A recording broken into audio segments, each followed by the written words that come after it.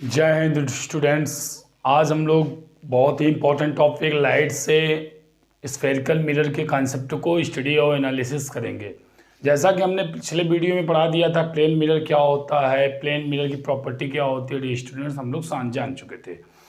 Plane mirror की ये property होती है कि कोई लाइट आएगी, अगर पैरेलल लाइट आ रही है, जैसे हमने पिछले वीडियो में पढ़ाया है। जो बच्चे हमारा वीडियो न देखे हों, हमारे लिंक पे जाके लाइट का फर्स्ट लेक्चर को देख लें। डियर स्टूडेंट्स, जब फर्स्ट लेक्चर आप देख लेंगे तो उसमें आपको लाइट की एक एक छोटी छोटी कॉन्सेप्ट्स क्लियर हो जाएंगी। आज हम लोग पढ़ेंगे स्फेरिकल मिरर के बारे में। डियर स्टूडेंट्स, स्फेरिकल मिरर होता कैसे है, वर्क कैसे करता है। तो प्लेन मिरर हमने देखा था कि प्लेन मिरर M1 और M2 होते थे। प्लेन मिरर की प्रॉपर्टी ये होती थी, अगर कोई लाइट पैरेलल आएगा, अगर कोई लाइट पैरेलल आता था तो उसको वह लाइट पैरेलली ड्रॉप बैक हो जाता था। प्लेन मिरर की प्रॉपर्टी होती थी, अगर दो पैरेलल लाइन आएगी तो पैरेलल लाइन दोनों कन्वर्ज या डाइवर्ज नहीं होती थी। तो हम लोग स्फेरिकल मिरर के यूज से लाइट को कन्वर्जिंग और डाइवर्जिंग करेंगे। तो आज का हमारा टॉपिक है स्फेरिकल मिरर। आइए डियर स्टूडेंट, स्फेरिकल मिरर के बारे में समझते हैं। Spherical mirror, spherical mirror, spherical mirror two types होते हैं डियर स्टूडेंट्स। स्फेरिकल मिरर को हमने concave mirrors and convex mirror. Spherical mirror को हमने दो भागों में पार्ट में कर दिया, एक अवतल दर्पण और एक अवतल दर्पण हुआ, एंड नेक्स्ट हो जाता है उत्तल दर्पण। कॉनकेव मिरर और कॉन्वेक्स मिरर। कॉनकेव मिरर क्या करता है कि कॉनकेव मिरर को किसी ने पूछ दिया व्हाट इज कॉनकेव मिरर, तो हम लोग यहाँ पे बता सकते हैं डियर स्टूडेंट्स, स्फेरिकल मिरर होता है। स्फेरिकल मिरर के हम लोग जैसे जानते थे, outer side is coated and inner side is reflecting surface. ये P होता है, ये F होता है, ये C होता है। अगर कॉनकेव मिरर किसी ने पूछ दिया what is concave mirror, outer side is coated and inner side is reflecting surface is called concave mirror. प्यारे विद्यार्थियों, अगर कोई ऐसा मिरर है जिसके आउटर साइड हम कोटेड किए हैं, पॉलिश किए हैं, और इनर साइड रिफ्लेक्टिंग सरफेस है, उसको हम लोग कहते हैं कॉनकेव मिरर। कॉनकेव मिरर का वर्क क्या होता है कि अगर कोई लाइट स्कैटर्ड लाइट है, उसको एक पॉइंट पे लाके कन्वर्ट करता है। जैसा हम देख पा रहे हैं यहाँ, देखो दो पैरेलल लाइट है, ये सभी पैरेलल लाइट रिफ्लेक्शन के बाद एक पॉइंट पे क्या हो जाएंगे, कन्वर्ज हो जाती हैं। तो इसे कॉनकेव मिरर कहते हैं। और कॉन्वेक्स मिरर क्या होता है, कॉन्वेक्स मिरर में इनर साइड कोटेड होता है एंड आउटर साइड क्या होती है, रिफ्लेक्टिंग सरफेस होते हैं। अगर कोई आउटर साइड FC, यहाँ से ये स्टूडेंट देखते हैं कि इसका आउटर इनर साइड कोटेड है, आउटर साइड क्या है, रिफ्लेक्टिंग सरफेस है। अगर कोई पैरेलल बीम ऑफ लाइट जाएगी, after reflection they diverts. If a parallel beam of light after reflection they diverts, when we drop back then appears to meet. जब इसको हम लोग पीछे बढ़ाएंगे तो ये अपीयर्स करेंगे, किसी पॉइंट F पे मिलती हुई स्टूडेंट्स क्या होते हैं, वे अपीयर होते हैं, मिलते हुए प्रतीत होती हैं। तो हम लोग क्लियरली देख रहे हैं कि जो कॉनकेव मिरर का फोकस होता है, रेडियस ऑफ कर्वेचर होता है, वह एक रियल होता है। क्या होता है, रियल होता है, real focus. But in the convex mirror there is apparent focus, that is आभासी फोकस होता है डियर स्टूडेंट्स। तो हम लोग स्फेरिकल मिरर में कॉनकेव मिरर और कॉन्वेक्स मिरर के बारे में हमने जाना। कॉनकेव मिरर क्या होता है, अगर कोई स्फेरिकल मिरर के आउटर साइड कोटेड हो जाए, इनर साइड रिफ्लेक्टिंग सरफेस हो जाए, उसे कॉनकेव मिरर कहेंगे। कॉनकेव मिरर का फोकस रियल फोकस होता है, while if inner side is coated हो जाए, आउटर साइड रिफ्लेक्टिंग सरफेस हो जाए dear students, then it will called convex mirror. तो कॉन्वेक्स और कॉनकेव मिरर का ये प्रॉपर्टी है कि लाइट को कन्वर्ज करता है और डाइवर्ज करता है। जबकि हमने प्लेन मिरर में पढ़ा था लाइट को कन्वर्जिंग और डाइवर्जिंग करने की प्रॉपर्टी नहीं होती थी। तो यहाँ से हमने समझ गए लाइट को कन्वर्ज कौन करता है, कॉनकेव मिरर को कन्वर्जिंग मिरर करते हैं, and also convex mirror is called diverging mirror. इसको हम लोग लिख सकते हैं converging mirror, converging mirrors and इसको हम लोग बोल सकते हैं डाइवर्जिंग मिरर, डाइवर्जिंग मिरर। तो डियर स्टूडेंट्स, आइए हम लोग कुछ नेक्स्ट पॉइंट को लेते हैं और नेक्स्ट पॉइंट से रिलेटेड कुछ डिफिनीशन को देखते हैं कि कॉनकेव मिरर होता क्या है, कॉन्वेक्स मिरर क्या होते हैं। कॉनकेव मिरर और कॉन्वेक्स मिरर से रिलेटेड कुछ डिफिनीशन को हम लोग देखेंगे। कॉनकेव मिरर और कॉन्वेक्स मिरर से कुछ डिफिनीशन देखते हैं। तो यहाँ पे हमने पढ़ा कि कॉनकेव मिरर और कॉन्वेक्स मिरर, इसमें सम definition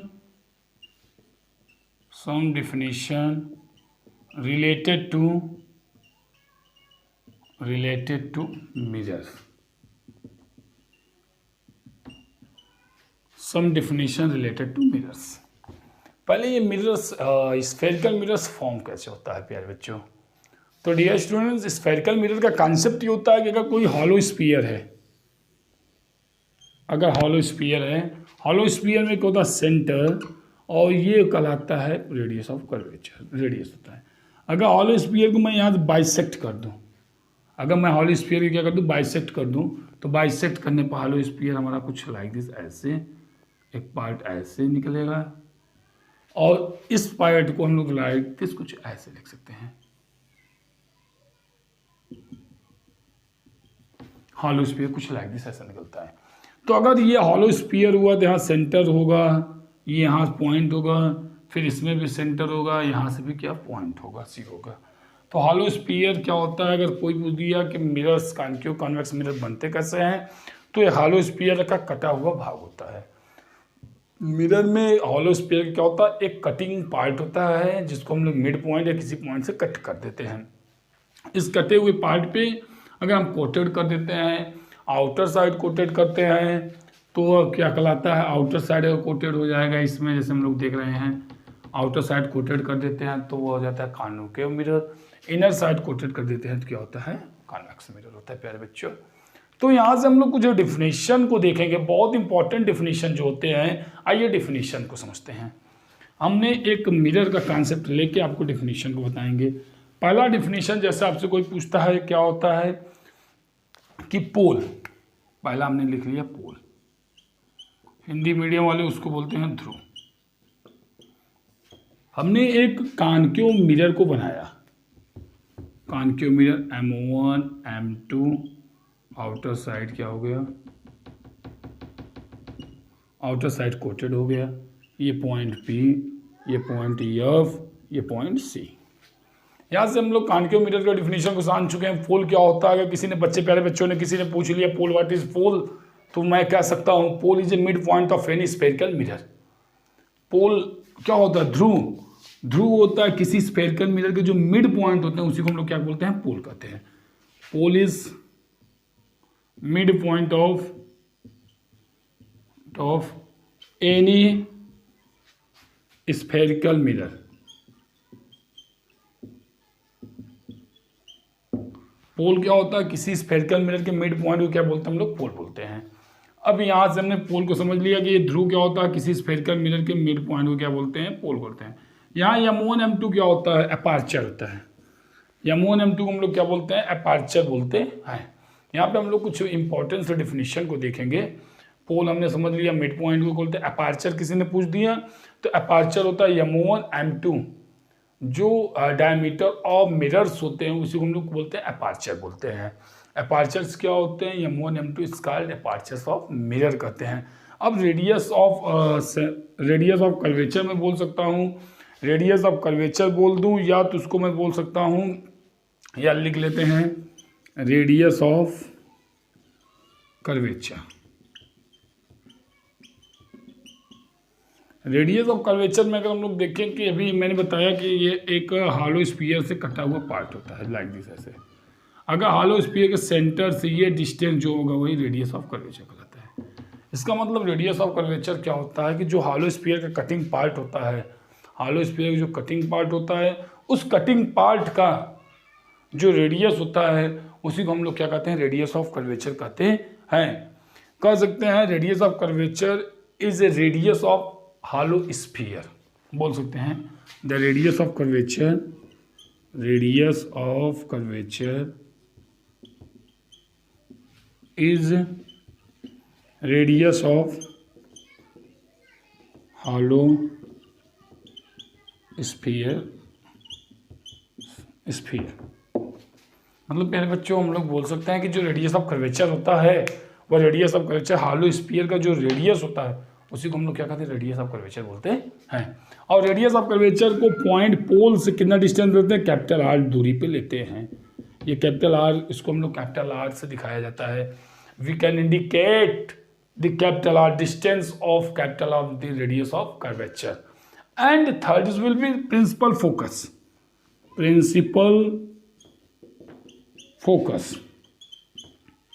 What is principal focus? We have discussed about that point. When a parallel beam of light to the principal axis, that is, it is the parallel, like this. It is parallel to the principal axis. We have discussed what is principal axis. A line joining to pole and center of curvature is called principal axis. Principal axis. Principal axis. What is principal axis? मुख्य अक्ष क्या होते हैं प्यारे बच्चों? और line joining, एक line को ज्वाइन कराइए पोल से सेंटर ऑफ कर्वेचर, जो लाइन ज्वाइनिंग होती है, लाइन ज्वाइनिंग क्या कहलाती है, प्रिंसिपल एक्सिस कहलाती है। और लाइन ज्वाइनिंग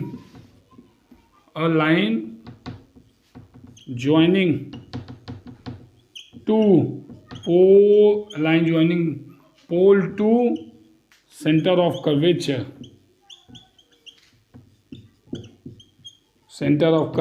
is called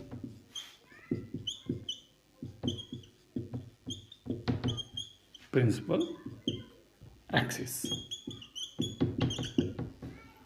अगर कोई लाइन ज्वाइनिंग करा रहे हैं पोल से सेंटर ऑफ कर्वेचर को, जो लाइन ज्वाइनिंग होती है उसी लाइनिंग ज्वाइनिंग को हम लोग बोलते हैं principal axis.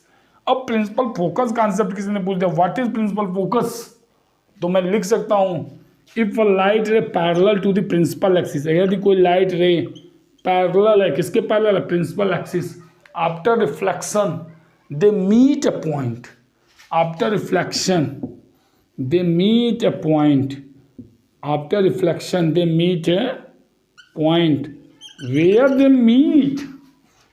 Meet then this point is called principal focus.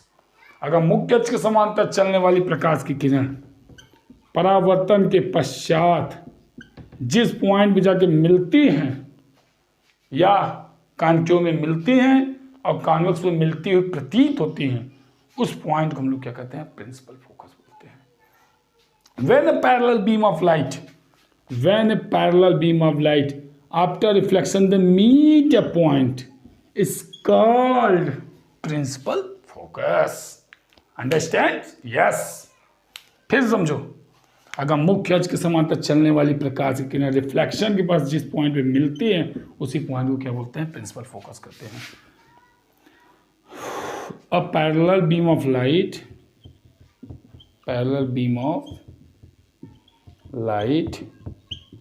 after reflection they meets a point is called principal focus।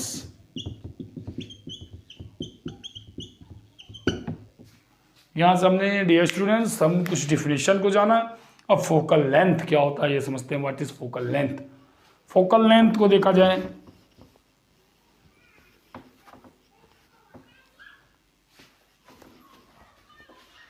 focal length, what will be focal length and focal length?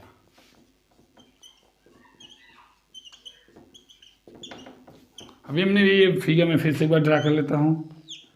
ये M1 M2 is aperture, outer side is coated, then it is point P F C,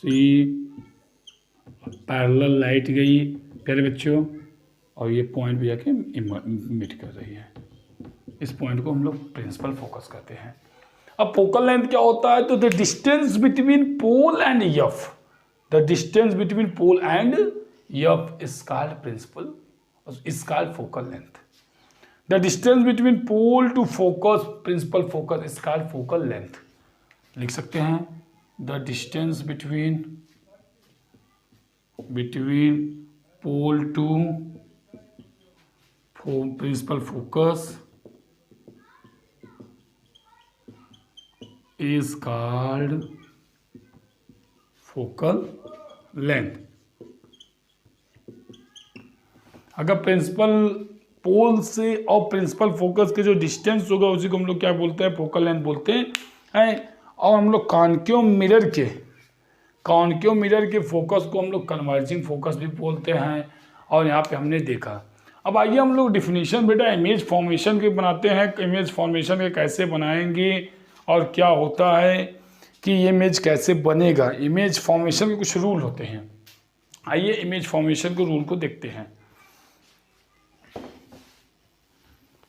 rule of image formation, point लिख सकते हैं कि rule for the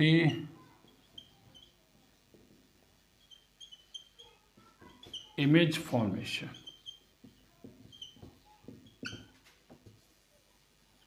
concave mirror के rule होते हैं dear students, कुछ image formation करने के लिए, कॉन्केव मिरर हो या कॉन्वेक्स मिरर हो।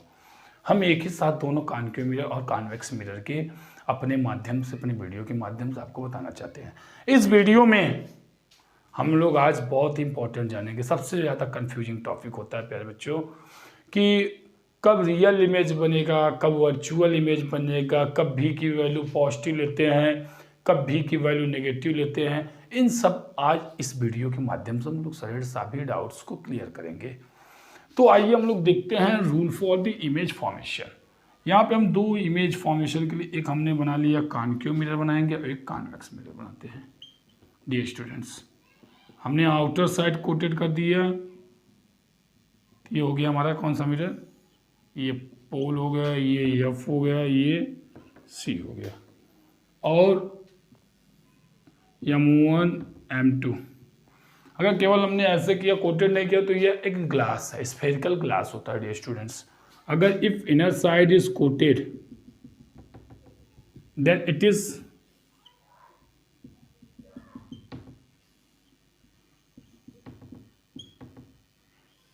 सकते, एक हमने कॉन्केव मिरर बनाया, एक कॉन्वेक्स मिरर बनाया। कॉन्केव मिरर का जो होता है आउटर साइड कोटेड होता है, इनर साइड रिफ्लेक्टिंग सरफेस होता है। कॉन्वेक्स का आउटर साइड रिफ्लेक्टिंग सरफेस होता है, इनर साइड कोटेड होता है। रूल हम लोग आइए समझते हैं। फर्स्ट रूल कहता है, according to first rule, if a ray parallel to the principal axis, अगर कोई रे कैसे है, पैरेलल है प्रिंसिपल एक्सिस के, after reflection it will passes to the focus. First rule, if a ray light passes, if ray is parallel to the principal axis, after reflection it will be passes through the principal focus। or in convex mirror, if ray is parallel to the principal axis, after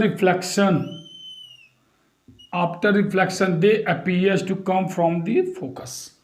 फिर से पहले बच्चों समझते हैं कि अगर कोई principal axis के पैरेलल रे है, रिफ्लेक्शन बाद प्रिंसिपल फोकस से होकर जाते हैं कॉन्केव मिरर में, जबकि कॉन्वेक्स मिरर में प्रिंसिपल एक्सिस के पैरेलल रे रिफ्लेक्शन के बाद प्रिंसिपल फोकस एप, मुख्य फोकस एप से आती हुई प्रतीत होती है।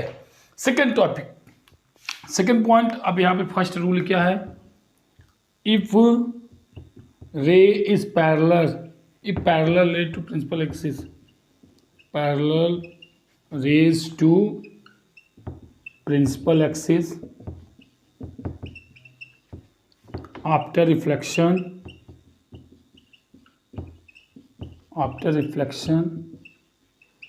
they passes to principal focus are coming, appears to coming from principal focus.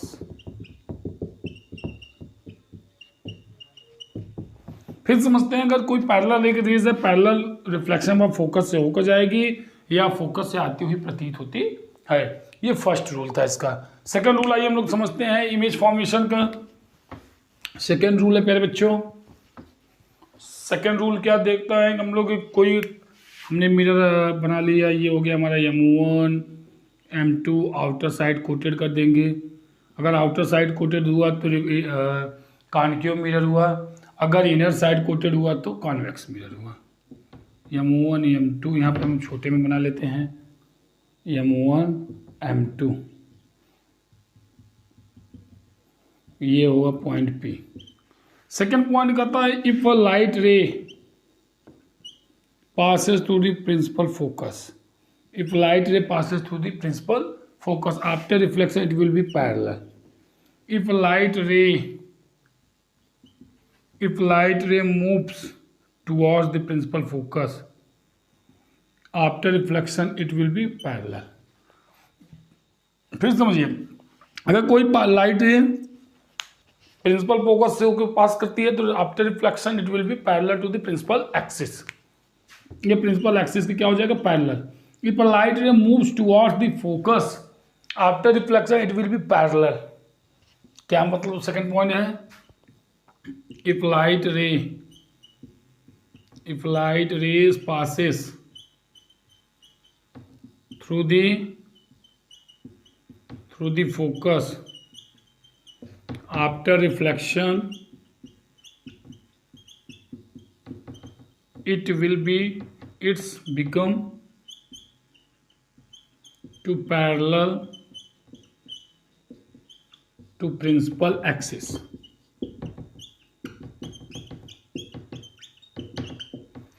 और कोई लाइट प्रिंसिपल फोकस होकर जाएगी तो रिफ्लेक्शन पश्चात वो पैरेलल हो जाती है। और थर्ड हम लोग समझते हैं डियर स्टूडेंट इसी में, if light ray passes through the center of curvature, if light ray passes through the center of curvature, if light ray moves to the center of curvature then after reflection they bounce back in same medium। यदि कोई light रे centre of curvature से होकर जाती है तो reflection के पश्चात उसी पाथ में बाउंस बैक हो जाती है, रिटर्न आ जाती है। If light ray moves toward the centre of curvature after reflection they return in same path. Third क्या कर रहा है, इफ रे passes through the center of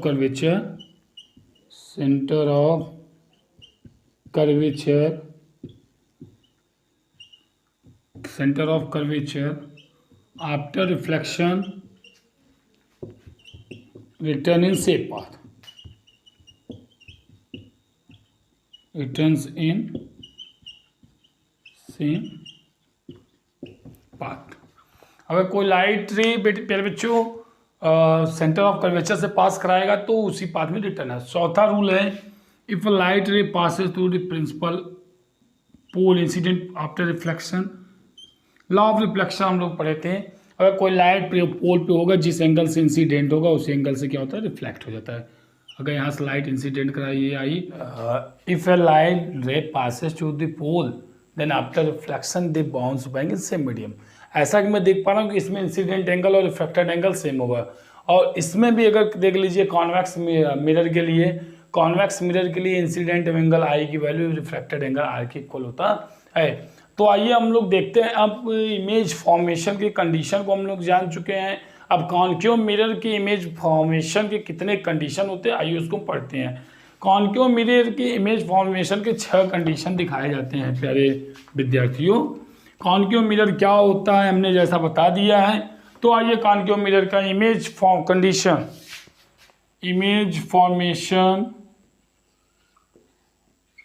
formation by concave mirror, concave mirror के द्वारा इमेज का formation, image formation by concave mirror. First condition हम लोग देखते हैं, इसमें कॉनकेव मिरर के इमेज फॉर्मेशन के 6 कंडीशन प्यारे बच्चे होते हैं। पहला होता है, पहले हम लोग कंडीशन को लिख लेते हैं, व्हेन ऑब्जेक्ट प्लेस्ड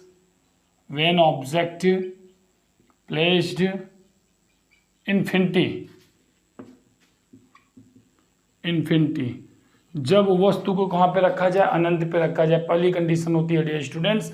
अगर वस्तु को अनंत पे रखा जाए तो प्रतिबिंब कहाँ बनता है।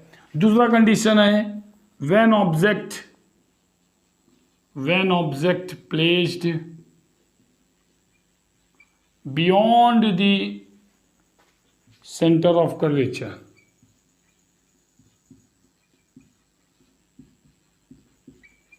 Beyond the centre of curvature, यदि ऑब्जेक्ट को हम लोग सेंटर ऑफ कर्वेचर के बियॉन्ड रखा जाए, उसके आगे रखा जाए, यदि वस्तु को अनंत और सेंटर ऑफ कर्वेचर के बीच में रखा जाए तो इमेज कहाँ बनता है। हम लोग 6 कंडीशन को देखेंगे। थर्ड है व्हेन ऑब्जेक्ट प्लेस्ड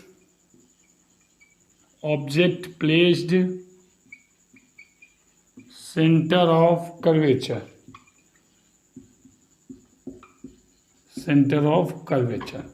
चौथा कंडीशन होता है when object placed between centre of curvature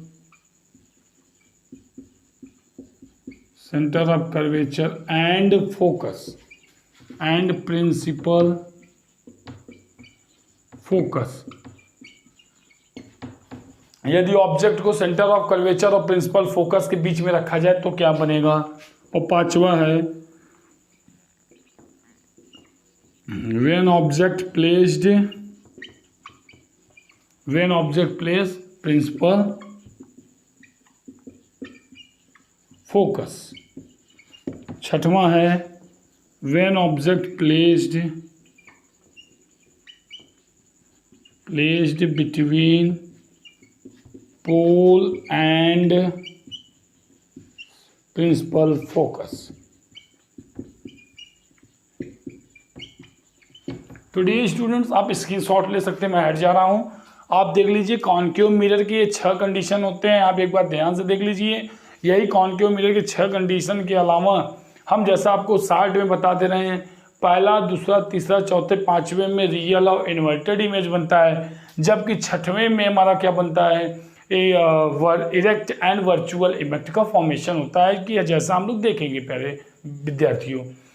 तो ये एक बार आप फिर से देख लीजिए। जब ऑब्जेक्ट इन्फिनिटी पे रखा जाएगा, एक ऑब्जेक्ट को इन्फिनिटी और सेंटर ऑफ कर्वेचर के बीच में रखा जाएगा। जब ऑब्जेक्ट को हम लोग सेंटर ऑफ कर्वेचर पे रखेंगे, जब ऑब्जेक्ट को सेंटर ऑफ कर्वेचर और प्रिंसिपल फोकस के बीच में रखेंगे, जब ऑब्जेक्ट को प्रिंसिपल फोकस पे रखेंगे, और जब ऑब्जेक्ट को प्रिंसिपल फोकस और पोल के बीच में रखेंगे। तो हम लोग एक एक हेडिंग को आइए पढ़ते हैं। पहली हेडिंग हम लोग लिख लेते हैं। मैं यहाँ पे पहली पॉइंट हेडिंग के माध्यम से बता देना चाहता हूँ। व्हेन ऑब्जेक्ट प्लेस इन्फिनिटी, कौन से मिरर की बात हो रही, कॉन्केव मिरर। तो आया है, तो हम लोगों ने एक मिरर बना लिया। कैसा मिरर बना लेते हैं, कॉन्केव मिरर को बना लिया। M1 M2 जिसका आउटर साइड क्या हुआ, कोटेड हमने कर दिया। एक लाइन खींचा, ये पॉइंट P होता है, पोल होता है। किसी मिरर के मिड पॉइंट को पोल कहते हैं। यहाँ पे फोकस हुआ F, और दूसरा हमने सेंटर ऑफ कर्वेचर बना लिया।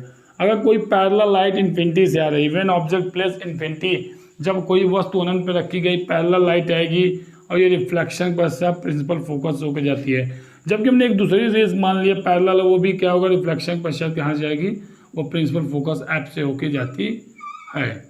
तो यहाँ से हम लोग देख पा रहे हैं कि 2 इमेज की कंडीशन को मैं पहले से बता चुका हूँ डियर स्टूडेंट्स, कि अगर कोई ऑब्जेक्ट इमेज तभी बनेगा जहाँ पे 2 रेज रिफ्लेक्शन के पश्चात मिलेगी। परावर्तन के बाद 2 रेज जहाँ मिलती है वहीं पे इमेज बनता है।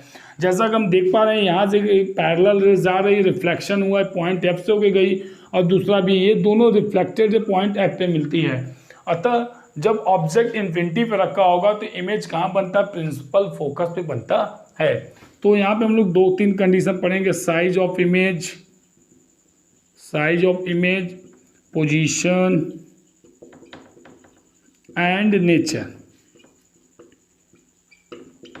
तो यहाँ से व्हेन ऑब्जेक्ट प्लेस इन्फिनिटी, तो साइज ऑफ इमेज क्या है, डिमिनिश्ड, मतलब वो जो यहाँ पे इमेज बनेगा बहुत ही छोटा होता है, डिमिनिश्ड बोल सकते हैं, diminished size. Position of image, यहाँ पे हम देख पा रहे हैं कहाँ पे बन रहा है, प्रिंसिपल फोकस। और नेचर क्या है, real and inverted. Dear student, ये 6 कंडीशन में से श्योर है आपको एक क्वेश्चन जरूर बोर्ड के एग्जाम में आपको देखने को मिलेगा। जैसा कि मैं बता रहा हूँ। अब आइए dear students, when object place between center of curvature and infinite, or when object placed beyond the C, अगर कोई ऑब्जेक्ट बियॉन्ड दी सी होगा तो इसके कंडीशन के आइए हम लोग इमेज को देख लेते हैं। अब यहाँ पे दूसरा इमेज हमारा बन जाएगा। ये तीनों कंडीशन हमें अपने आप को टॉपिक को दिमाग में सेट करके रखना है। हमने बना लिया ये मिरर हमारा तैयार हो गया, M1 और M2, इसके आउटर साइड हमने कोटेड कर दिया। ये पॉइंट P हो गया, ये F हो गया, और ये क्या हो गया, पॉइंट C हो गया। कोई लाइट पैरेलल गई रिफ्लेक्शन बाद और रिटर्न आ गई प्रिंसिपल फोकस से, और जबकि दूसरी लाइट रे कहाँ से आ रही है, सेंटर ऑफ कर्वेचर जाती है, और रिफ्लेक्शन के बाद वो क्या होती है, उसी मार्ग में रिटर्न आ जाती है। हम लोग जानते हैं अगर कोई लाइट पैरेलल जाएगी तो प्रिंसिपल एक्सिस, रिफ्लेक्शन के पश्चात प्रिंसिपल एक्सिस से पास करती है, जबकि दूसरी लाइट सेंटर ऑफ कर्वेचर से होकर जाती है।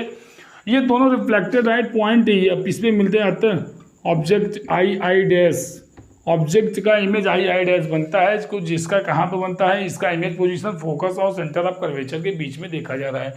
तो साइज ऑफ पोजीशन देखा जाए तो पोजीशन है between C and F, principal focus और सेंटर ऑफ कर्वेचर के बीच में इमेज है। नेचर कैसा है, नीचे है तो रियल एंड इन्वर्टेड, और थर्ड है साइज ऑफ इमेज। ऑब्जेक्ट की पोजीशन बहुत ही बड़ी होगी तो वहाँ पे क्या है, स्मॉल साइज किसके कंपेरिजन में, कंपेरिजन टू ऑब्जेक्ट।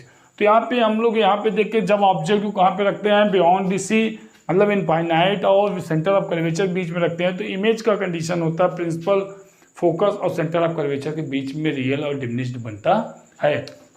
अब आइए हम लोग देखते हैं जब ऑब्जेक्ट को कहाँ प्लेस किया जाए, when object place at the centre of the curvature. Third है व्हेन ऑब्जेक्ट प्लेस्ड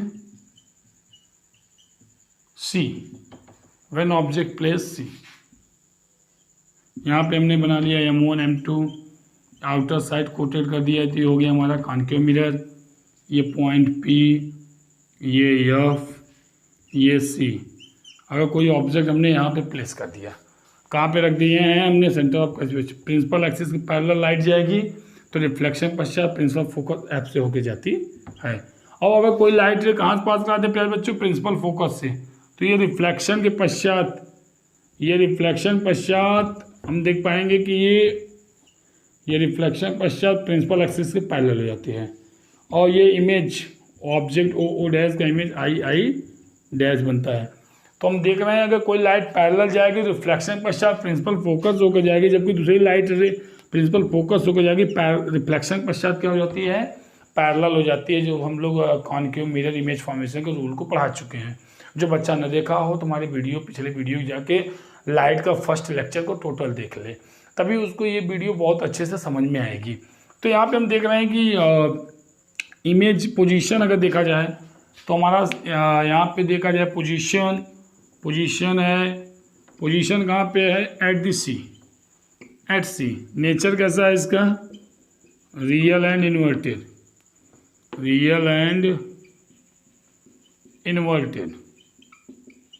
और इसका पोजीशन हो गया, नेचर हो गया, और साइज ऑफ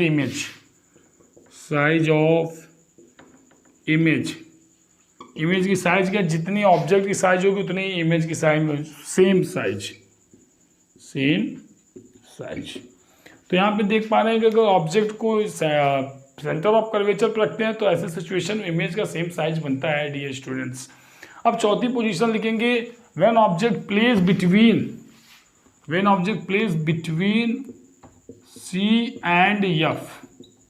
अगर ऑब्जेक्ट को हम प्लेस कर दें C और F के बीच में, तो यहाँ पे आइए देख लेते हैं M1 और M2। इसको वीडियो को लाइक शेयर और सब्सक्राइब कौन करेगा, मैं करूँगा, करते रहिए। अब आइए देखते हैं when object place P F C, अगर इसके बीच में ऑब्जेक्ट रख दिया जाए, पैरेलल लाइट जाएगी, रिफ्लेक्शन पश्चात क्या होगा, प्रिंसिपल फोकस होकर जाएगी, दूसरी लाइट सेंटर ऑफ कर्वेचर से होकर जाएगी, और जब दूसरी लाइट सेंटर ऑफ कर्वेचर से अगर मैं पास कराऊँ तो थोड़ा सा और आउटर में कर देता हूँ, सेंटर ऑफ कर्वेचर से लाइट गई और उसी पाथ में रिटर्न आ गई। ये दोनों कहाँ पे जाके मिलते हैं? ये हमने देखा कि जब कोई लाइट क्या पैरेलल जाए, पैरेलल जाने के बाद या तो आपको फिर से इस तरीके से ना बताया जाए, तो हम देखते हैं व्हेन ऑब्जेक्ट, अगला है when object place between C and F. जब ऑब्जेक्ट को सी और एफ के बीच में रखा जाए तो यम और यम टू हो गया,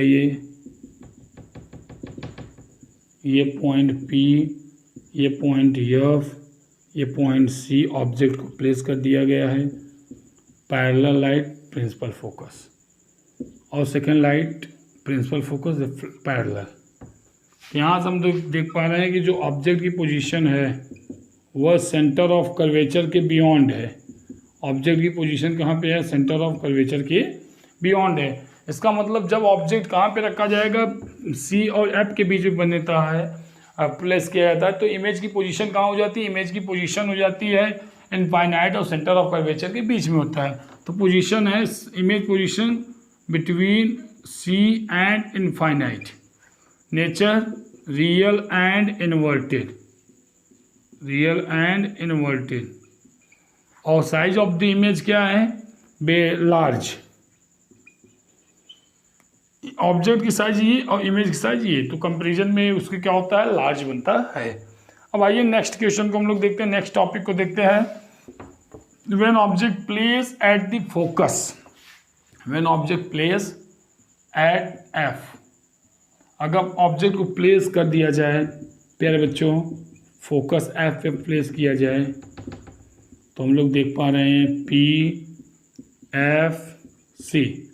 अगर ऑब्जेक्ट को प्लेस किया, पैरेलल लाइट है, प्रिंसिपल फोकस से होकर जाएगी, रिफ्लेक्शन पश्चात कहाँ से होकर जाएगी?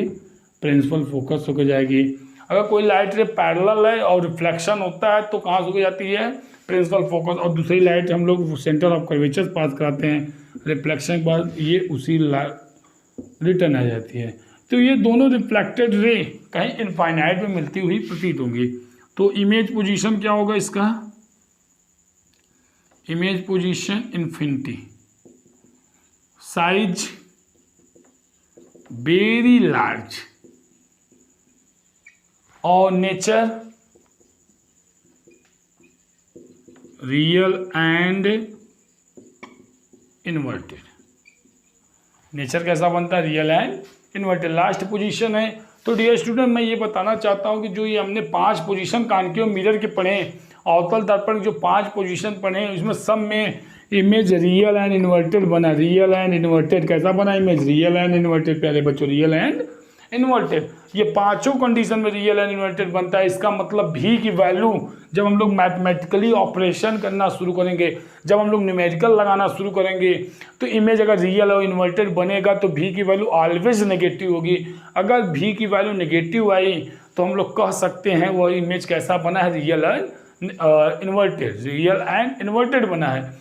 और जो 3 कंडीशन और कॉन्केव मिरर में 5 कंडीशन पे इमेज रियल एंड इन्वर्टेड बनता है, जबकि 6वें कंडीशन पे इरेक्ट एंड वर्चुअल बनता है, जबकि कॉन्वेक्स मिरर में दोनों कंडीशन में इरेक्ट एंड वर्चुअल बनता है। अतः अगर भी की वैल्यू नेगेटिव आई, अगर भी का मान नेगेटिव आया तो ये शो करेगा real and inverted image, inverted image. अगर भी की वैल्यू प्लस आई तो ये शो करता है इरेक्ट एंड वर्चुअल। अगर भी की वैल्यू प्लस आई तो इरेक्ट एंड वर्चुअल, अगर भी की वैल्यू माइनस आई तो रियल एंड इन्वर्टेड। तो लास्ट पोजीशन हम लोग लिखेंगे, ये टॉपिक को नोट कर लें, ये लास्ट है। 6वीं स्थिति है व्हेन ऑब्जेक्ट प्लेस्ड